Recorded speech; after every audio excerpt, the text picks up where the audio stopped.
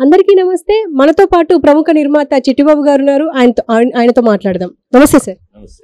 Sir ఇవాళ మనకు కొన్ని సినిమావి ఉన్నాయి, ఎక్కువ సినిమా ఉన్నాయి, కొంచెం కాంట్రవర్సీ అవ్వచ్చు, ప్లీజ్ ఏమనుకోవద్దు. అండ్ అలాగే రాజకీయాలు ఆబ్వియస్లీ. అయితే ఇప్పుడు ప్రస్తుతం ఫస్ట్ మూవీస్ గురించి మాట్లాడుకుంటే రజాకార్ మూవీ ట్రైలర్ రిలీజ్ అయింది, మూవీ కూడా రిలీజ్ అవ్వబోతోంది.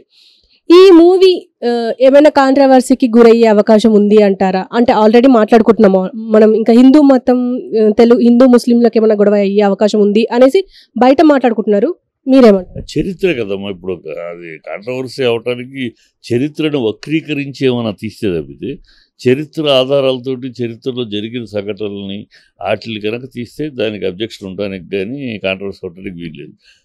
ట్రైలర్ చూస్తే చరిత్రకు అనుగుణంగా తీసినట్టే ఉంది. కనుక చరిత్ర తీసినప్పుడు అది ఎవరు తప్పు ఉప్పు అనేది చరిత్రలో, అది చరిత్ర అంతే. చరిత్రలో తప్పు ఎవరిది ఉప్పు ఎవరిది అని చెప్పడమే బాధ్యత తప్పితే దీంట్లో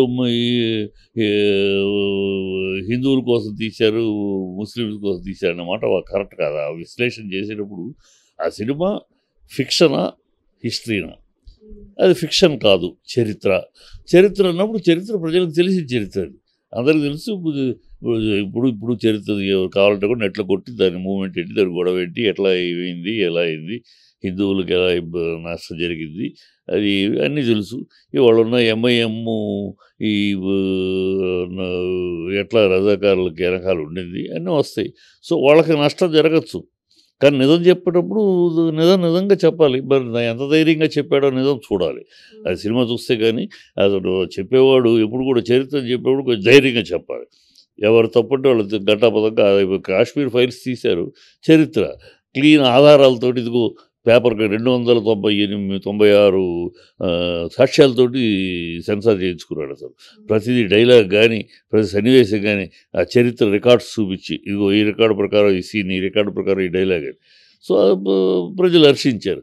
ఆ చరిత్రను వక్రీకరించకూడదు, వక్రీకరించారని అనుకోవట్లేదు. రజాకారుని పేరు పెట్టి వక్రీకరించి మళ్ళీ అక్కడ హిందువులకు అన్యాయం జరగలేదు, ముస్లిమ్స్ న్యాయపరచడం చేశాడు అనుకోండి ఇక్కడ రాజకీయాల కోసమని, అది బుద్ధి తక్కువ పని అవుద్ది. అక్కడ ట్రైలర్లో అయితే అలా కనపట్లేదు. బట్ సినిమా మొత్తం చూస్తే కానీ ఎంత ధైర్యంగా తీశారు, చరిత్ర ఎంత నిజంగా చెప్పారు. అది చరిత్ర నిజంగా చెప్తే మాత్రం దాంట్లో ఎవరు దాన్ని భంగపడాల్సిన అవసరం లేదు. చరిత్రది జలియన్ వాలాబాగ్ తీసినప్పుడు జరిగింది చూపిస్తాం, అంతే కదా. డయరు ఆర్డర్ ఇచ్చి మొత్తం చంపేసాడు, గోడలు ఎక్కుతున్న పిల్లల పసిపిల్లలు చంపే చూపిస్తాం. అది డయరు అందుకని బ్రిటిష్ వాడితో స్నేహం పోతుందని చెప్పలేదు కదా. చరిత్ర అన్నప్పుడు చరిత్రగా చెప్పాలి.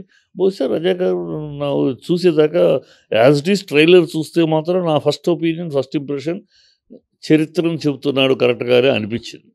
బట్ ఫుల్ పిక్చర్ చూస్తే కానీ 2 గంటల సినిమా చూస్తే కానీ ఎక్కడన్నా వంగాడా, ఈ ముస్లిమ్స్ని సమర్థిస్తూ ఎక్కడన్నా చెప్పాడా, వాళ్ళ దాంట్లో న్యాయం. ఇప్పుడు ఎంఐఎం ఉంది, వాళ్ళు రజాకార్ మూమెంట్లో ముస్లింని సమర్థిస్తాడు అతడు, ముస్లిం కనుక అది తప్పు అంటాను.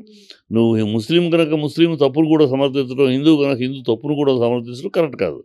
అది నువ్వు ఫిక్షన్గా తీసుకున్నప్పుడు నీ ఇష్టం. బట్ యాజ్ అ చరిత్రగా తీసుకున్నప్పుడు రజాకార్ అని పేరు పెట్టినప్పుడు, ఇక్కడ రజాకార్ మూమెంట్లో మా నాన్నగారు లాంటి వాళ్ళు ఇబ్బందులు పడిన వాళ్ళు, మా ఇంట్లో ఆ చరిత్ర ఉంది. మా నాన్నగారు రజాకార్ మూమెంట్లు, తమ్మారెడ్డి కృష్ణమూర్తి గారు వీళ్ళందరూ కూడా రజాకార్ మూమెంట్లో ఇబ్బందులు పడి ఆనాడు ఇక్కడ నుంచి చెన్నైకి వెళ్ళిపోయారు, హైదరాబాద్ నుంచి చెన్నైకి వెళ్ళిపోయి సినిమా ఫీల్డ్లోకి వెళ్ళారు. కనుక ఆ నేపథ్యం తెలుసు కనుక నాకు విన్నాం, చదివాము, అన్నీ మన ఇంట్లోనే అనుభవించారు అవి కనుక, అవన్నీ ఉన్నాయి కనుక అది చరిత్ర కరెక్ట్గా తీస్తే మాత్రం హ్యాట్స్ ఆఫ్. అంటే ఈ మూవీ రిలీజ్ అయ్యాక మనం మాట్లాడుకుందాం దీని గురించి. అండ్ అలాగే ఇవాళ ఒక న్యూస్ ఏంటంటే, ఆర్జీవి గారు ఒక ఇంటర్వ్యూలో మాట్లాడుతూ అసలు ఫ్రీగా అంటే స్వేచ్ఛగా ఉండాలి అంటే ఎలా ఉండాలి అని చెప్పేసి అడిగితే యాంకర్, అన్నీ వదిలేయండి, మానవ సంబంధాలు అన్నీ వదిలేసి దేవుడు నమ్మకాలు అన్నీ వదిలేసి బతకండి, అప్పుడే హ్యాపీగా ఉంటారు అని చెప్పేసి అన్నారు. మీరేమంటారు? అదే అన్నీ తనాల రోగులాగా అన్నీ వదిలేసేసి చెలరోడ్లాగా అమ్మాయిల కాళ్ళు నాకుతూ ఫోటోలు పెట్టి నగ్నంగా సినిమాలు చూస్తూ చెలర బూతు విషయాలు చేస్తాడు కనుక తనది బావిలో కప్ప అలాగే అనుకుంటుంది, అలాగ వాగడం తప్పుతుంది. అన్నీ వదిలేసి మానవ జీవితం, సమాజం ఒక సమాజం, మానవ జీవితం, జంతు జీవితం కాదు. జంతువులు కనుక అన్నీ వదిలేస్తాయి. జంతువులకి సిక్స్త్ సెన్స్ లేదు, ఇంగిత జ్ఞానం ఉండదు. మనిషికే భగవంతుడు ఇంగిత జ్ఞానం ఇచ్చాడు. సృష్టికి ప్రతిసృష్టి చేయగలిగిన సామర్థ్యాలను, శక్తి సామర్థ్యాలను ఇచ్చాడు. కనుక ఇక్కడ అన్నీ వదిలేసి బతకాలి, జంతువులాగా బతకాలంటే అలా మూర్ఖుడు వాక్య అది.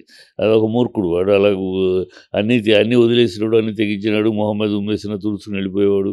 ఆ శుద్ధంతో అభిషేకం చేసిన ఆనందంగా ఉండేవాడు. కనుక వాడు అలా వాగుతాడు. అతని మాటలను పట్టించుకుని అదేదో పెద్ద సూక్తుల్లాగా, అది సూక్తులు కాదు, బూతులు మాట్లాడేవాడు చెప్తే ఏదో వాగుతూ ఉంటాడు. ఓడకా వాగుడు. అన్నీ వదిలేయాలని వాడు అడిగిన దానికి అన్నీ వదిలేయాలి, దానికి ఏదో పెద్ద సమాధానం గొప్పగా వీడు పెద్ద మేధావిలాగా. ఇది ఒక శుష్క మేధావి. మేధావిని మీడియాకి వచ్చేది పెద్ద మేధావిలాగా. అప్పుడెప్పుడో మేధావి, నిజంగా మంచి సినిమాలు తీశాడు. ఆ రోజుల్లో నాలాంటి కూడా అతన్ని అభిమానించాం. నా అసిస్టెంట్లను కూడా తన దగ్గరికి పంపించారు. వెళ్ళండిరా, నా దగ్గర పనిచేస్తున్న అసిస్టెంట్లని వెళ్ళండి, కొత్త డైరెక్టర్ మంచి టెక్నాలజీ లేటెస్ట్గా చేస్తాడు, వెళ్ళండిరా అని నా దగ్గర పనిచేస్తున్న కృష్ణవంశీ, నా దగ్గర పనిచేస్తున్న శివనాశ్వర ఇద్దరు నేనే పంపించాను రామ్ గోపాల్ దగ్గరికి. వెళ్ళమని, కొత్త డైరెక్టర్ బాగా ఉంది, ఐడియా, సౌండ్ మీద మంచి ప్లే చేస్తున్నాడు అని. సో అట్లా మేము అతన్ని గౌరవించాం ఆనాడు. అది ఎప్పుడో తాతలు మూతులు చూడండి, తాతల నేతుల దగ్గర మూతులు చూడండి అంటూ అది ఎప్పుడో గతం. ఒకనాడు అనగనగా శివ అన్న రోజులై. ఇప్పుడు అతను ఆ మేధావి దీంట్లో శుష్క మేధావి కింద అయిపోయాడు. చిల్లర మేధావి అనే పదానికి అర్థం లేదు. వాడిని మేధావి అంటాం కూడా దౌర్భాగ్యం. అన్నీ చిల్లర బాళ్ళు, చిల్లరతనము. అతను పెట్టే సూక్తులు ఏంటి గడుగుడ్డు, ఆడన్నీ వదిలేసాడు కనుక అన్నీ వదిలేసాడు. ఎర్రగడ్డలో పిచ్చోడు మాట్లాడినట్టు మాటలయ్యి అంతే. అది ఆడి మాటలకు కూడా ఒక లెక్క విలువ లేదు. అండ్ ఇప్పుడు ఈ మధ్య రిలీజ్ల పర్వం బాగా మొదలైంది. చాలా రిలీజ్ అవుతూనే ఉన్నాయి, రిలీజ్ అయినాయి కూడా మళ్ళీ రిలీజ్ అవుతున్నాయి. అయితే ఈ మధ్య ఉదయ్ కిరణ్ మూవీ ఒకటి రిలీజ్ అవుతోంది, నువ్వు నేను అనేసి. అది అప్పుడు చాలా సెన్సేషనల్. ఇది ఇప్పుడు మళ్ళీ రిలీజ్ అవుతుంది. ఈ టైంలో మళ్ళీ ఉదయ్ కిరణ్ మరణం గురించి మాట్లాడుకుంటూ బాధపడుతున్న సందర్భాలు. అయితే నిజంగా మెగా ఫ్యామిలీ వల్లనే అలా అయ్యారా అని చెప్పేసి కూడా చాలామంది మాట్లాడుతున్నారు. మీరేమంటారు? అంటే అప్పుడు ఉన్న వాస్తవాలు అప్పుడు జరిగింది. అతను వాళ్ళ ఇంటి పిల్లని ప్రేమించటాలు అవి జరిగినాయి.